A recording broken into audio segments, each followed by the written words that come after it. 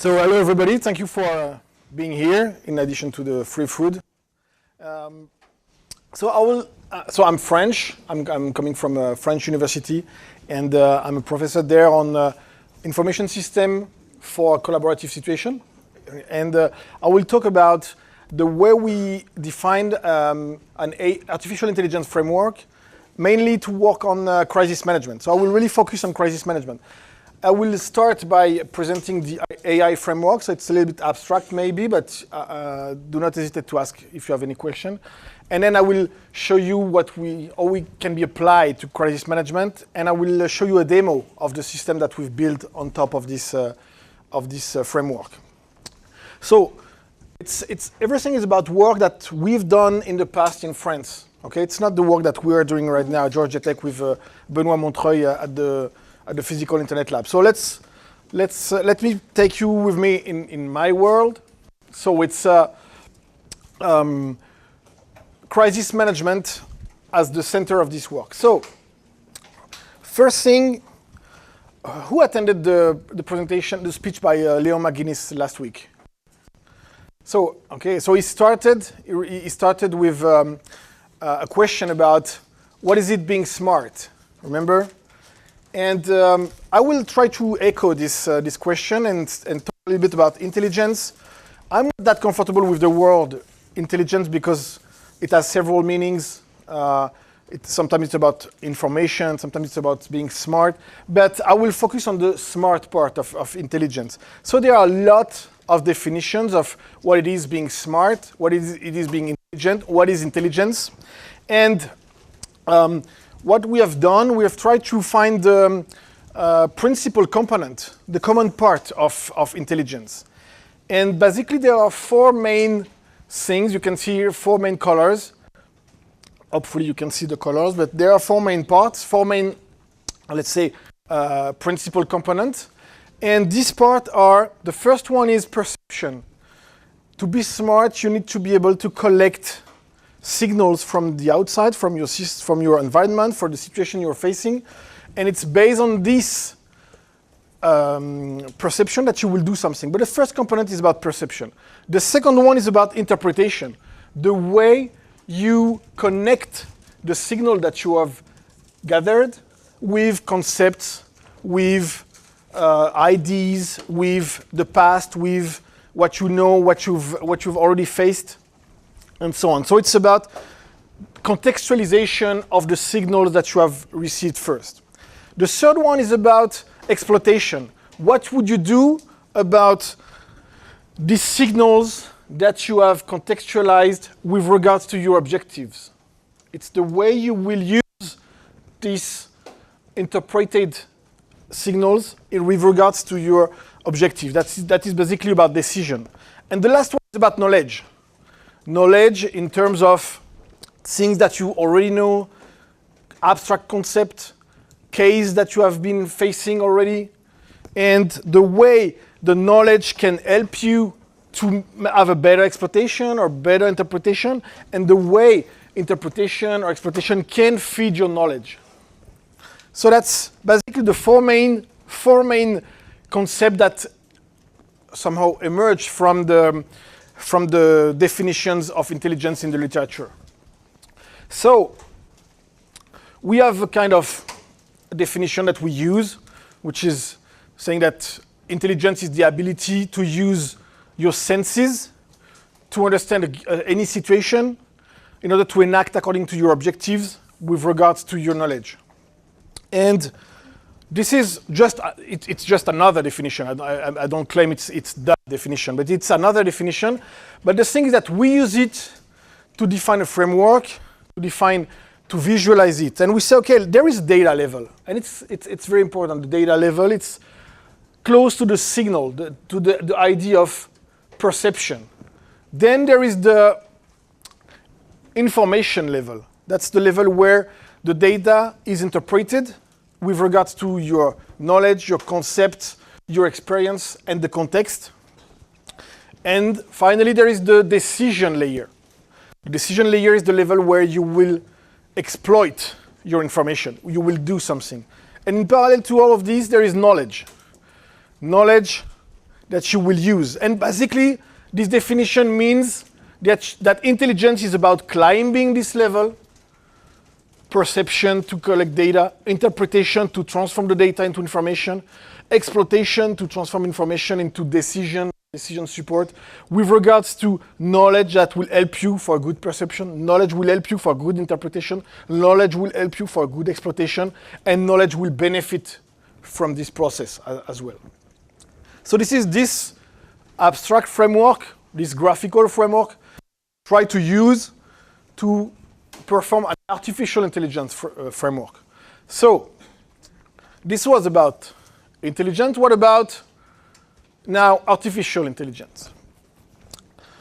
Most of the time when we talk about artificial intelligence, we talk about data science. A lot of artificial intelligence is now connected to data science. It means that we try to go from data here to decision support. That's basically the classical way of doing artificial intelligence nowadays. You collect data in a big data environment. You have data management to do so. And then you perform data analysis that will help you to have classification, pattern recognition, visualization, and things like that. Sorry, it's hard to read, but I hope you can see. You still can. So this is, if I use the intelligence framework that I just presented you, and I map the current vision of artificial intelligence, this is what we obtain. Artificial intelligence nowadays is this with regard to the intelligence framework that I just introduced. But here, we're not in an artificial intelligence school. It's a school of industrial engineering. And if we consider industrial engineering, most industrial engineering approach are dedicated to support decision as well. And it's mainly based on models. We all use model all the time. And the thing is that it's quite different because we use the model at the information layer level. We build the models ourselves in order to support decision. And for that, we have modeling experts that know metamodels, instance-based, and so on, and that will do modeling, and then we can use optimization, simulation, formal analysis, and all of this to support decision at this level. So again, this is not covering the whole intelligence framework that I introduced you at the beginning. But you can probably see me coming. What I mean is that probably now, what would be the benefit of trying to combine data science and model-driven engineering? Would we be able to fill in the 3 layers and climb this abstraction level from the bottom to the top in a way that is that would be fully useful? Actually, data science is here, and model-driven engineering is here. So we can see that there is no real way to chain them. It's not that easy to connect them. There is no real connection because they are not reaching the same level from the same level. So let's talk a little bit about the weakness and the limit of model-driven engineering in data science. So if we consider the amount of data, it's obvious that there are more and more data of more and more different types and so on. But what's the issue with this amount of data? And that's really where it's important to understand that that's the main justification of what I'm trying to do. It's this amount of data. The thing is that if you have more and more data, a lot, then the issue in data science is that you can probably manage a lot of them, but you cannot manage a lot of different types of data, a lot of different meanings of data, a lot of different concepts behind the data. It's more like you can deal with the volume, you can deal with the velocity, but you cannot deal with the value and the variety. It's just like a shark. A shark is able to detect a drop of blood in millions of gallons of water. I mean, I've never tried, but I think. And it's great, it's great performance. But if you try to give a Rubik's Cube to a shark, it's out of its perception. It will not be able to understand it. It will probably apply a default behavior. Attack, escape, ignore, I don't know what's the default behavior. But it's outside of the perimeter of the data that it can manage. It can manage a lot, very precisely, but in an amount that, in a perimeter that is very small.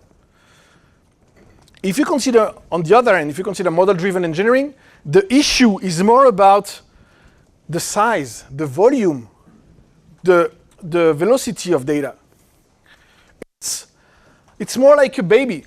If you give a baby a Rubik's Cube, it will probably think that it looks like a toy and start playing with it. Find something useful to do with it. On the other hand, if you drop a blood of vodka in the bath of the baby, it will not feel it. You can do with blood, but vodka is more fun. So the issue is that to manage this issue of big data with either data science, either model-driven engineering, both brings you to a dead end. Okay, good results, a lot of things to do, but it's not the optimal way. You're stuck with the things that you can actually understand in data science, not the volume, the things that you can actually understand, and you're stuck with the volume in the case of model-driven engineering because you need a human to manage this. So, what's our proposal? Our proposal is this one, is to try to have data analysis not used to take the decision, but used to build the models. And then use model-driven engineering tools and industrial engineering tools to exploit the models. And it's a big change in the way we consider data analytics and data analysis nowadays, which is more about jumping directly to this level. But here you can have abstract concept, abstract metamodel that you can use to understand a world that is more open than it is right now. So, how can we use this framework in crisis management? How can we use this data, information, decision, and knowledge framework with regard to crisis management? So the questions are more about what perception can we have? What interpretation can we do? What exploitation should be done? And based on which knowledge? So we will consider these questions one after the other in the context of crisis management. So, first question, what's perception and what interpretation? If you want to perform crisis management, there are three main things that you need to know. The first thing is the where. You need to know the context. You need to know where is the crisis situation, because you need to know if there is a road, if there are buildings, what facilities, what populations, what infrastructure, what electricity or water networks and things like that. You need to know all the stakes and all the assets that may be threatened by the crisis situation. So that's the where. If you want to know the where, what we do in our research is that we use OpenStreetMap in order to extract from the map, so that's the data sources that we use, extract from the map with a little treatment all the amenities, building, people, stuff that should be considered in the context of this crisis. That's interesting because you have a lot of things in OpenStreetMap, so you just need to filter and you need to give sense to some of them. For example, for population, you need to know, depending on the time, depending on the building, there may be people or not. Second thing that you need to know about a crisis situation is the who. Who can be used to manage the situation? What resource? So the question is more about, is there, do we have firefighters, do we have police, do we have emergency medical service and so on? And how we can know what tools they have, what capabilities they can perform. And this is This is one of the most complicated things to collect because basically there are plans. Yeah, I think you know that there are plans for each crisis situation that are defined before any crisis actually occurs. And in these plans, you can see the missions of each partners and what they should do and what they... So basically, it also includes what everybody is able to do. By allocating the missions to some partners, you implicitly explain who is able to do what. But it's quite difficult to extract. We can parse the plans and try to extract the data about who is doing what.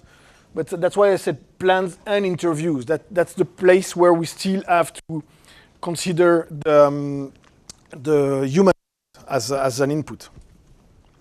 The third thing is the what. Of course, each crisis is a different situation. In each crisis, there are different risks, different damages, different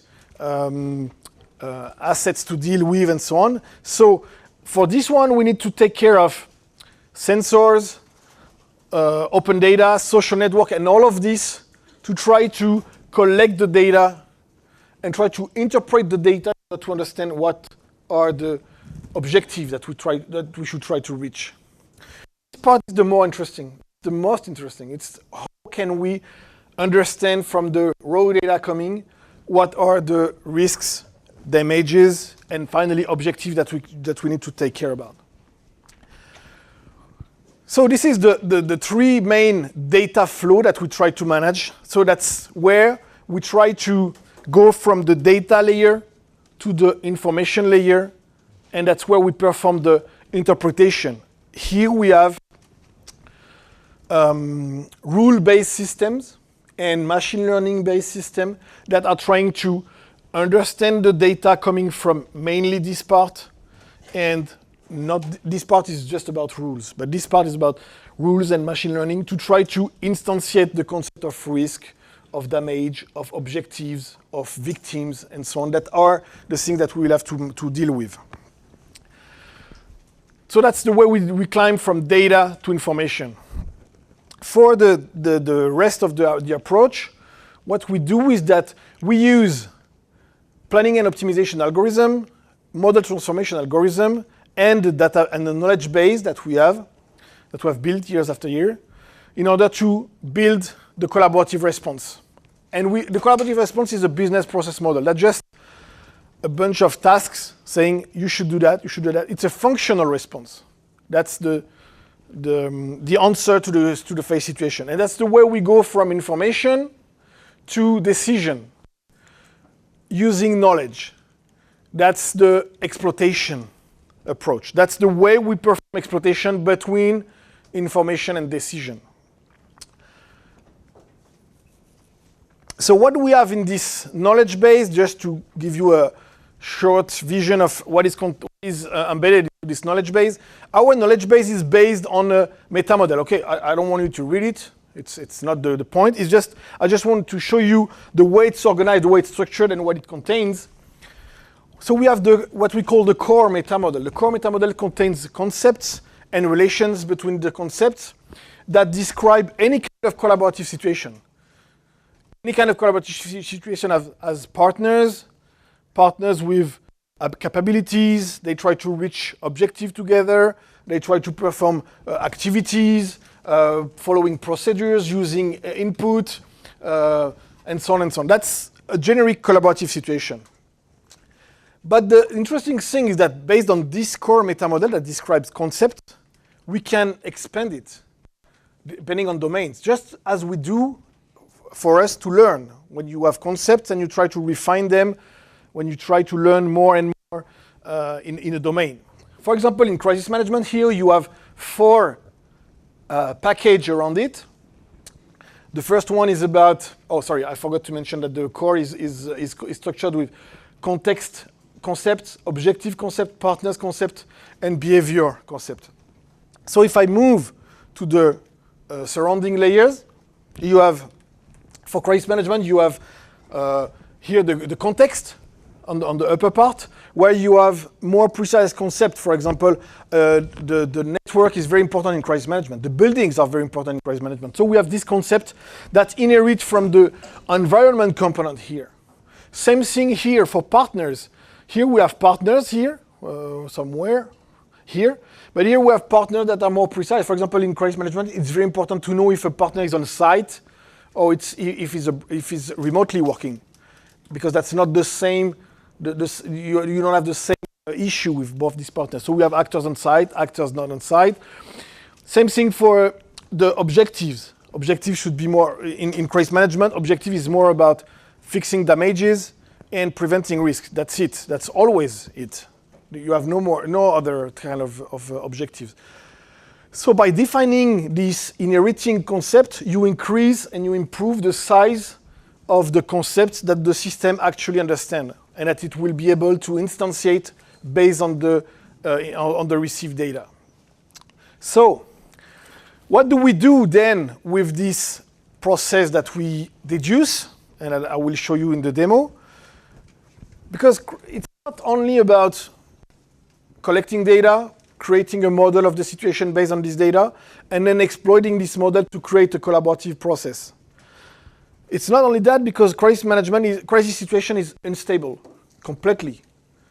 So you can collect data, create a model, deduce a process, and 2 minutes after that, the process is not good anymore because something changed, or because you've got new information. So we need to be able to build an agile process. So what we've done is that, based on the model that we have, on the situation model that we have, we duplicate it actually so that we can have two models, one that we call the expected model and one that we call the field model.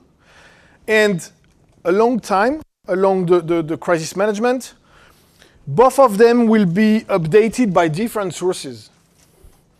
The expected model is the situation as we expect it to be. So this one will be updated with regards to the way the process progresses.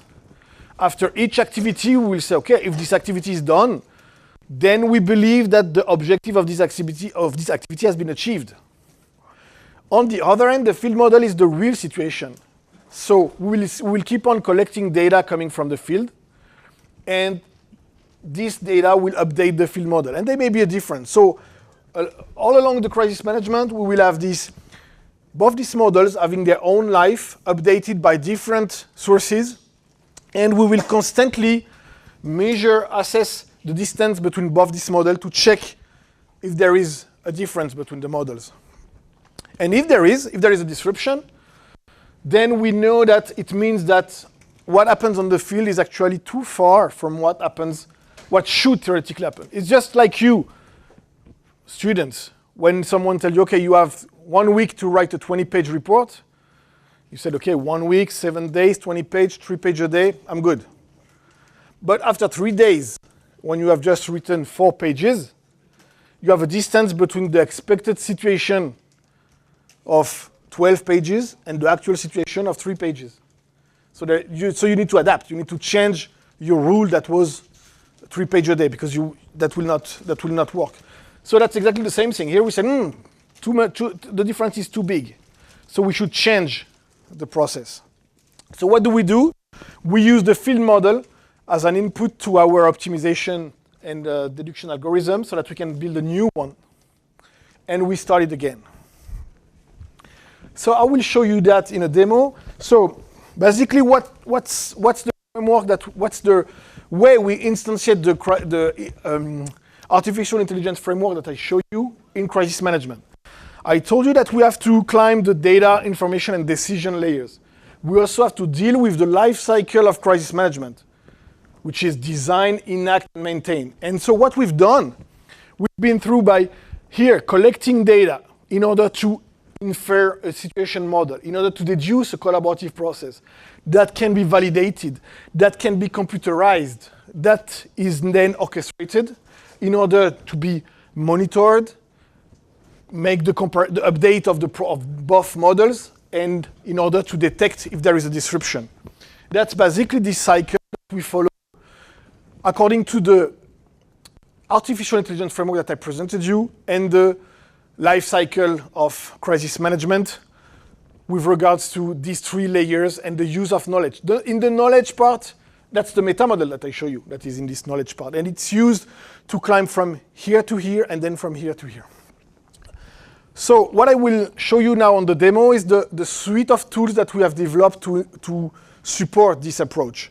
So this suite of tools is, so the name of the team, I'm in charge of a research team in France. The name is Interoperability of Organization, so it's I/O.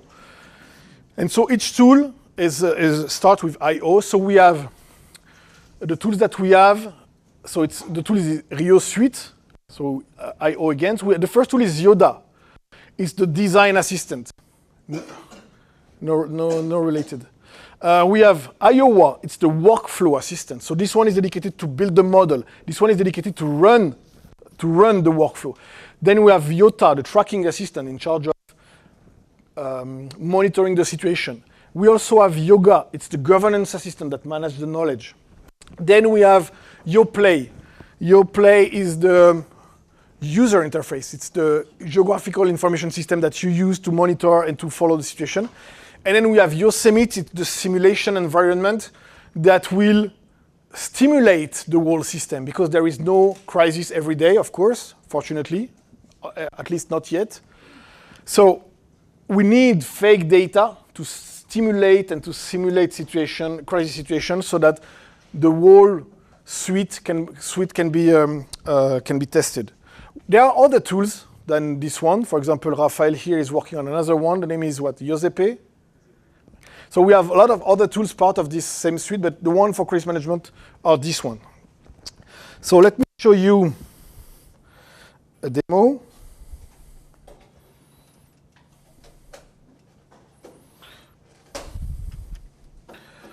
So this demo is based on the Loire flooding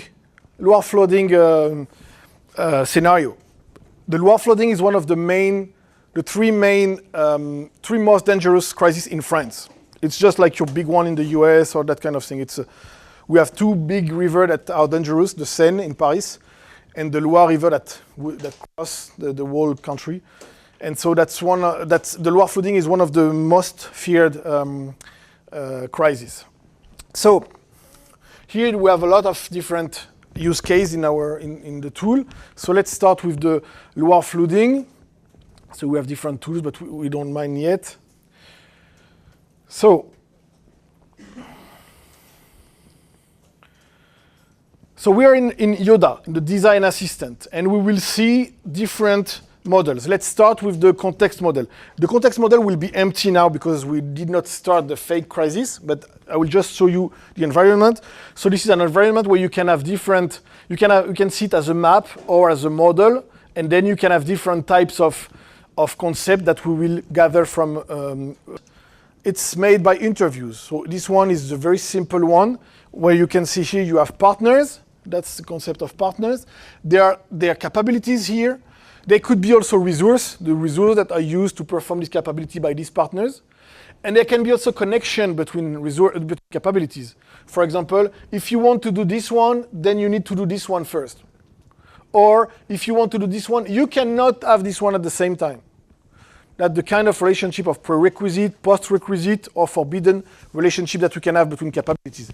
For example, you cannot send, I don't know the name in English, but these planes that throw water on a fire if you have firefighters at the same time. So that's not compatible.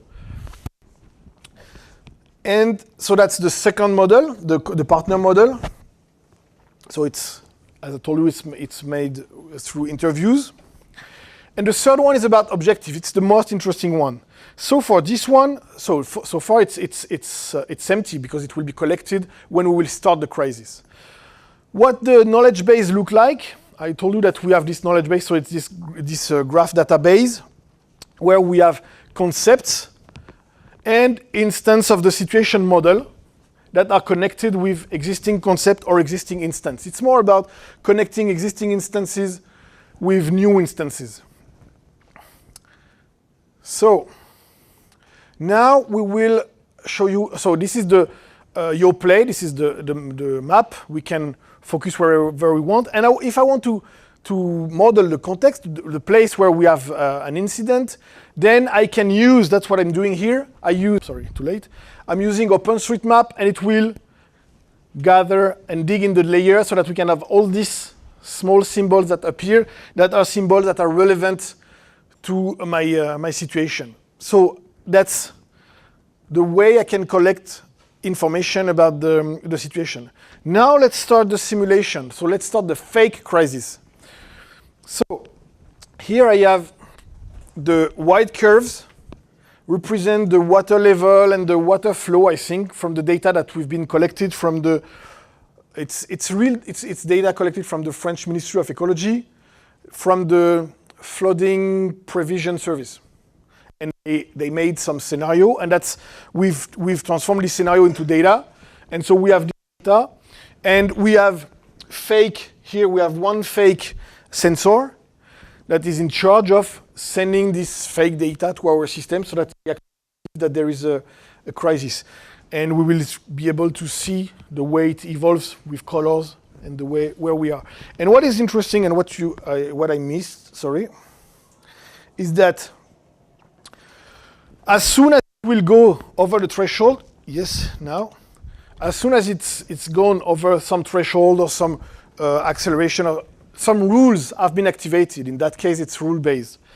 So that's why we have this circle here that is the danger area of the sensor. The sensor said we are over some flow or over some water level, so there is a danger in this area.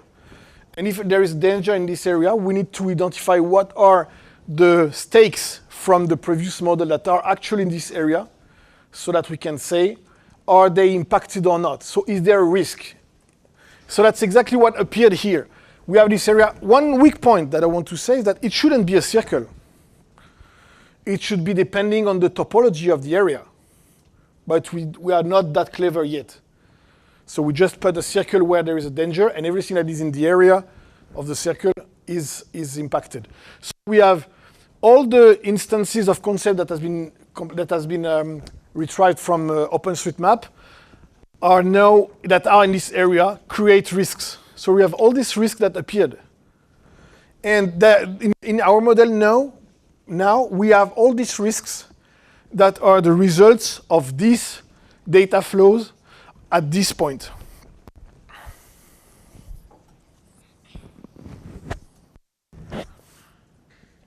That's the kind of data that are sent by the system.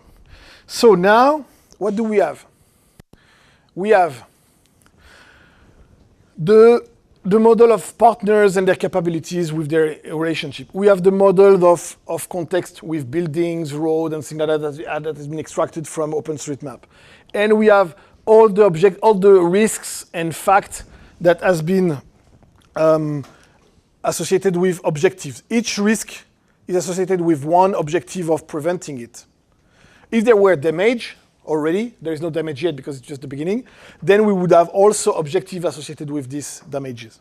So now we make the link with the knowledge base. So we have each partner, each instance of concept may be connected with existing concepts into the existing instance of concept into the knowledge base.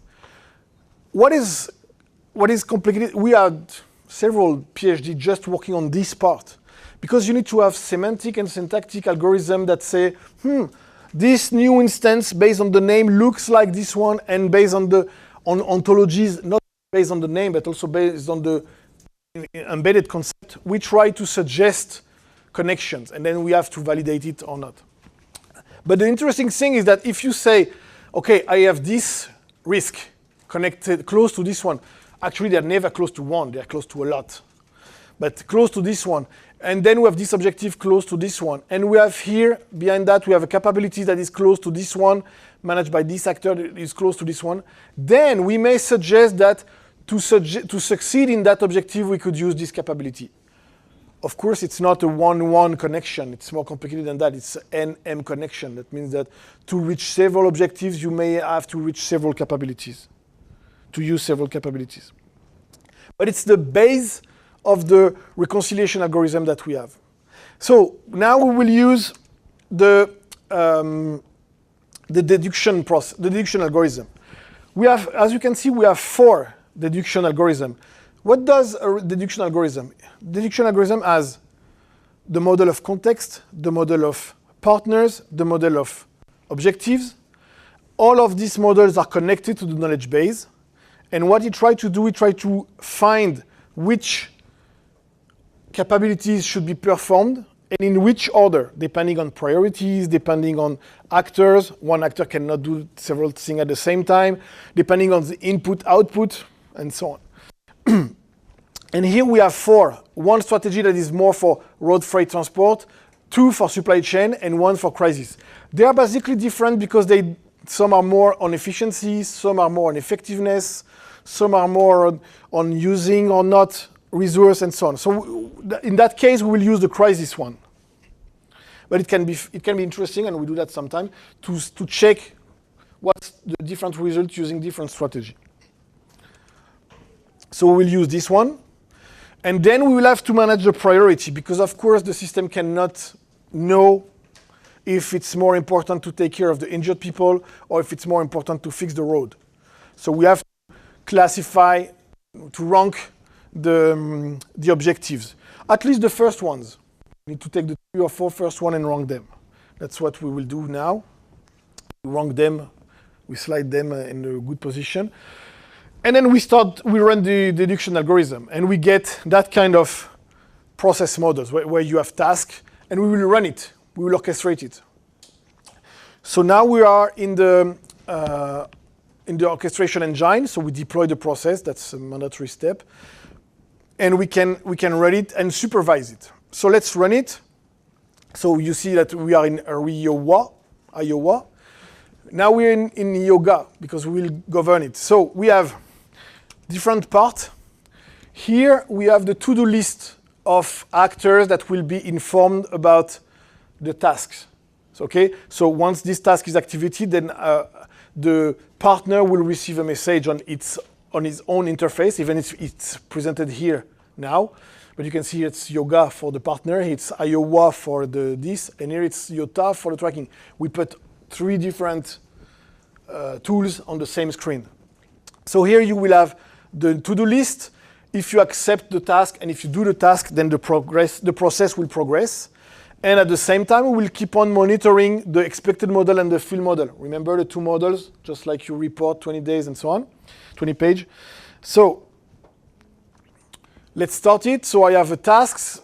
I will accept it. Okay, acceptance. I will do it. And when it's done, you will see it change the color and it will move to the next one. So just a regular orchestration engine. And at the same time, both these models are updated. One from the progress of the process and one from data coming from the field, data coming from my fake sensor. And I can accept and so on and so on. And there is a task. There is a task that is evacuation of the city of Orléans. And the thing is that this task has been launched, but we will start another fake sensor. This fake sensor is a road sensor. And this road sensor will not send us the amount of traffic and cars that was expected with regards to an evacuation. So there will be a difference. So we will see that we are expecting an amount of cars, and there is a difference between both. There is no noticeable evacuation of Orléans. So there is a difference here. You can see this. It was not on this one. So we can measure the distance exactly, and so we will get a value. This value 4 is over the threshold. That's a question of the weight and the values of each concept, but that's the result of this. And so because this value is over the threshold, then we will just use our model and try to deduce a new business process, deduce process, same, the 4th strategy. We pick up the one on crisis management. We prioritize and rank the risks, and a new process will be deduced that we can start again.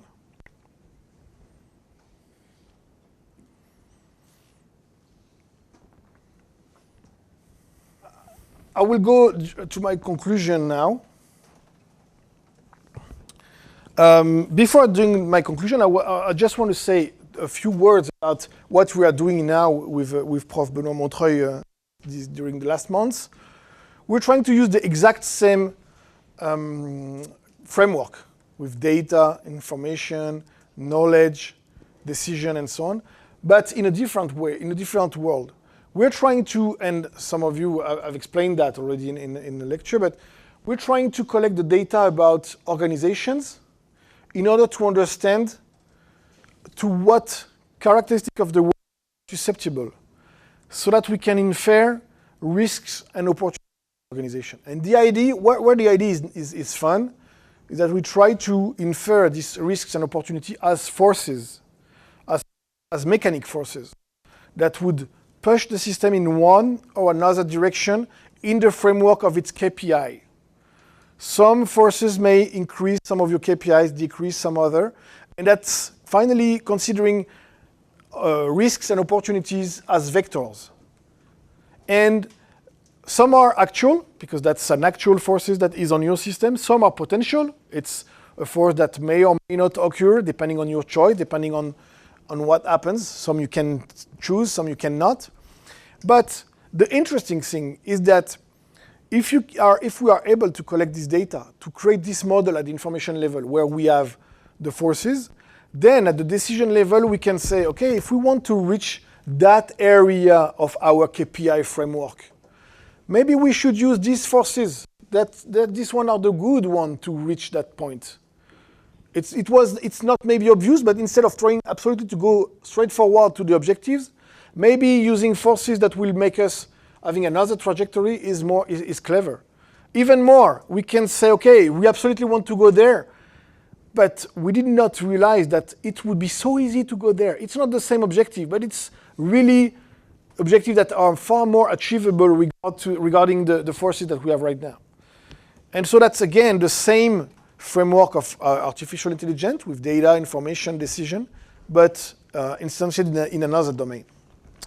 So I just wanted to tell you that because that's what we are doing now, and I think it's very promising. As a conclusion, I will take a bet. Usually I take bet just when I'm sure to win, but this one I'm not. But when I was a student, so a long time ago, my major was artificial intelligence, which was in the 90s. So you almost were not born. But during these days, it was interesting to do artificial intelligence. But on the other hand, it's been very, very soon, not long time after that, it was useless. Artificial intelligence was a dead domain in beginning of 2000. I know it's hard to believe, but it was the case. Neural network, all of this approach, we simply had no data to feed that kind of system. And then 2005, 2010, big data. Everything was data, everything was, big data was everywhere. And so people brought back artificial intelligence. And I have some colleagues who worked on artificial intelligence in the 80s, in the 90s. They suddenly saw some of their old papers climbing very high in the citation index, while they were just thinking that this paper were dead. And the thing is that my bet is that just like big data bring artificial intelligence back on the stage, just because it was useful to manage all this data, I truly believe that now artificial intelligence to perform real intelligence and not only artificial reflex or artificial instinct that I believe nowadays is artificial intelligence. Artificial intelligence is going straight forward from data to decision. Just like if I put something sharp on your arm, you will move, but you will not think about it. It's straightforward data to decision. So because we'll need artificial intelligence that will actually be smart, I believe, and my bet is that model-driven engineering and model-based system, in any case, model with abstract metamodels, with abstract knowledge base, all of this will be back on the stage as well to move the artificial instinct and artificial reflex that is artificial intelligence nowadays to a real artificial intelligence. I don't know if it will occur. In any case, we will not see each other in 10 days, so we'll not be able to talk about that again, but that's what I believe. So I bring you back to your real life. I'll just thank you very much for listening. And if you have any questions, I will just finish by mentioning that we are starting to work on a common lab, and that's the Immersive Response Network Lab. That's something that I hope will be successful in the next years. Thank you very much.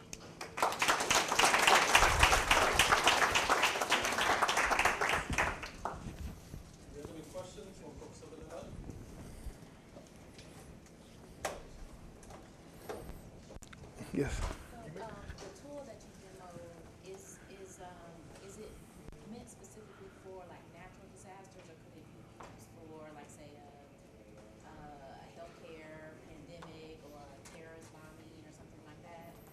It's made for any kind of collaborative situation for which we have enough instances in the knowledge base.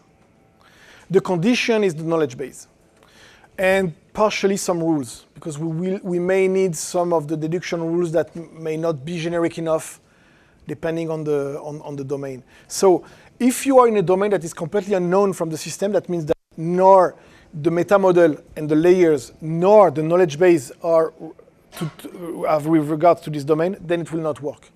If you have some instance in the knowledge base, even the metamodel, the generic metamodel will be enough to do some things. But the key is the knowledge base. And we work it on healthcare, on supply chain, on a lot of other domains. Andy? You may have mentioned this. Is that built on top of some existing tools or software, or is No. it all custom? It's all made by us. Yeah, in our team we have a research engineer team of 4 people, and they are 100% dedicated to develop the idea. We have researcher, PhD student, researcher that are doing draft software, some proof of concept tools with the language that you want, with the technology that they want, and then if something is interesting, then we give it to this research team, and they have to implement it again and maintain it in this big Rio Suite tools that is stable. So is the idea like an open source project? It's open source. It's 100% open source. Our goal is to find some industrial partner that would say, hey, I want to sell this, and I will fund your research for the next 10 years on this subject, but I will make a product on this so that the French, at least the French crisis cells, will move from, let's say, prehistorical age to middle age, technologically speaking. Yeah. So would you envision the users of the tool to be in the government, or would it be the firefighters? Would it be maybe companies in that area? Like who do you see Using this? For the crisis management part, the idea is the people in charge of the crisis cell. So it's more like local authority or government, and then it's dedicated to manage the collaboration between partners. So the part of where you have the tasks and the to-do list should be managed by each partner of the collaboration. The central thing is managed by the crisis cell manager.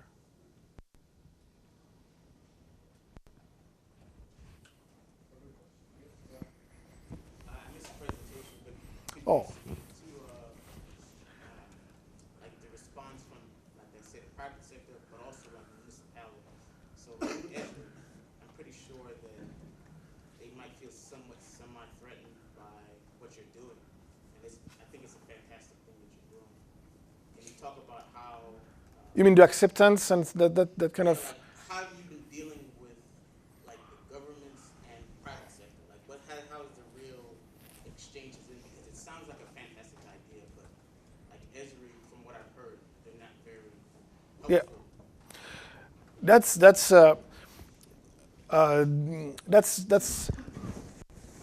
we've been starting to work on this more than 15 years ago, and very soon we've been working with firefighters and local authority, and they said, yeah, it's great. We want to help you. And after that, when you reach the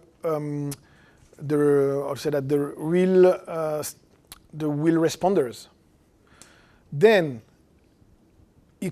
you're stuck because of three main reasons. They always say the same thing. Because first of all, you need to understand that in France, most of the people that are doing crisis management are here because they hate technology.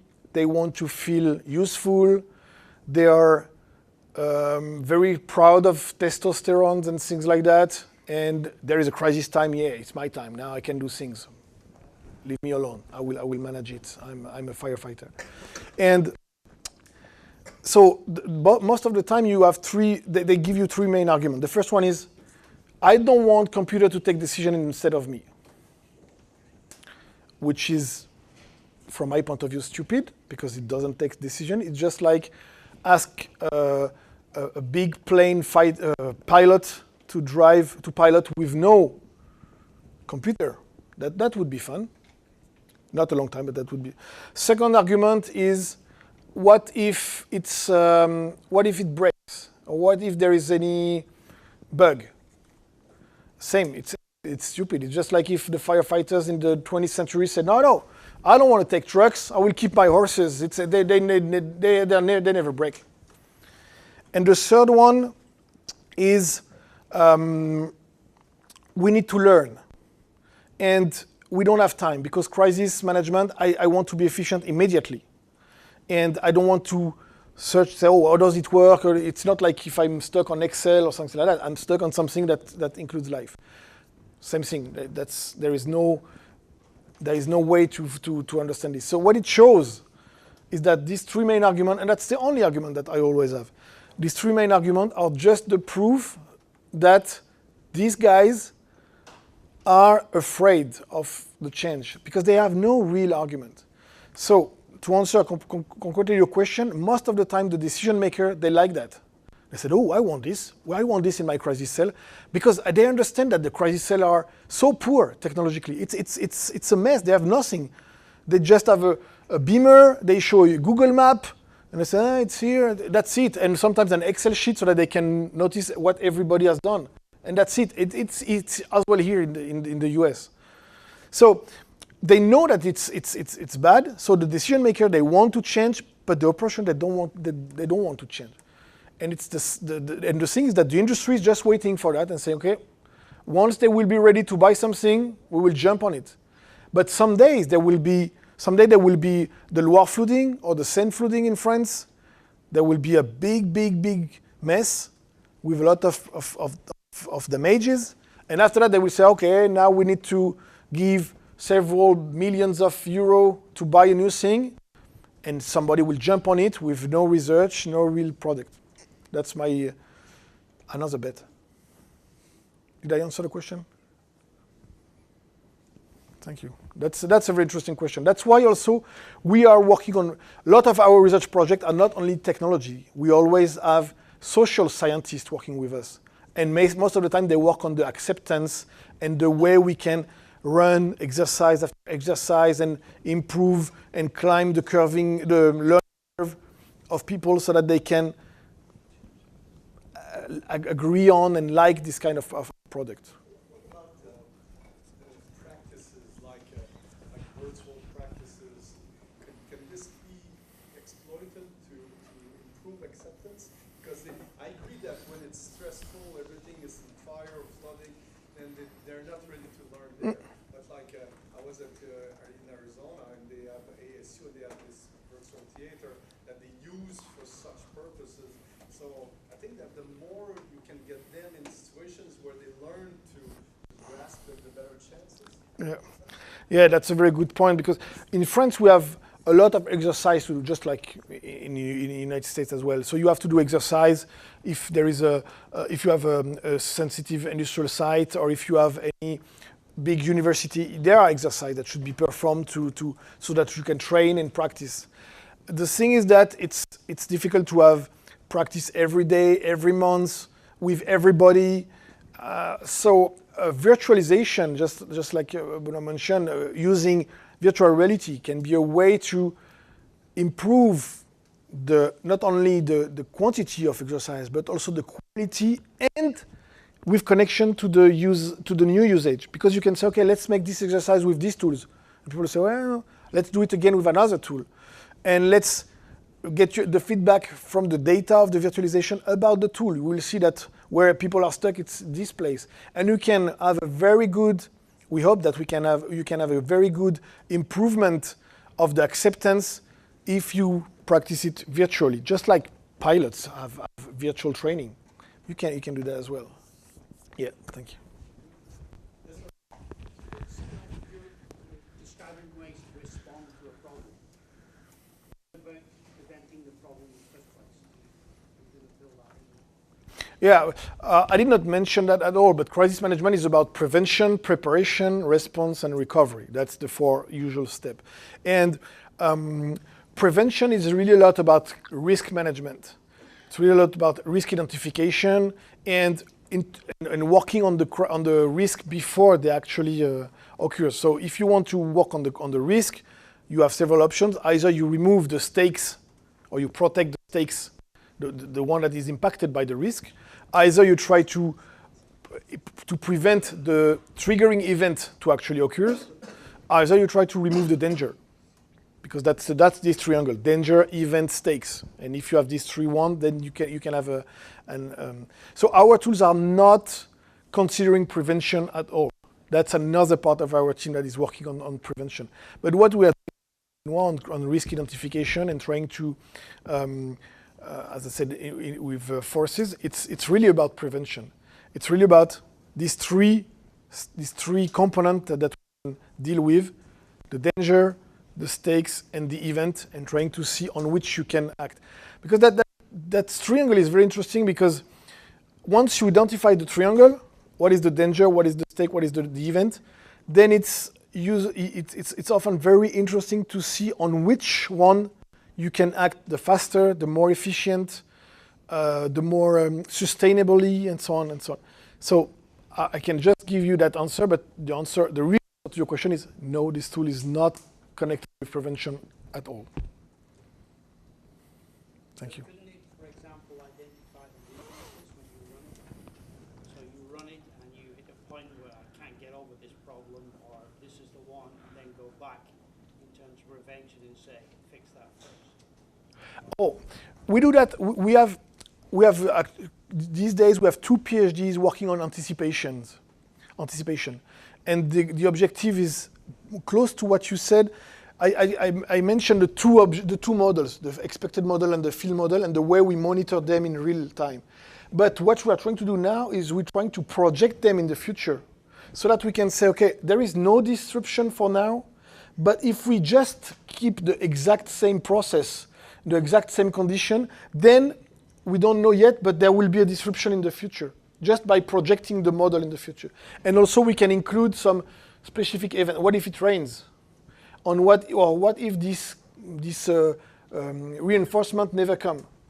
And then we can anticipate on the distance between the model. And so we can say, okay, you don't know yet, but if everything goes that way, there will be an issue in 6 hours. If everything goes on perfect, in 6 hours there will be an issue due to this or that. That's close to what you suggest. Thank you. I'd like for us to thank and applaud Professor Benaben. Thank you. Thank you.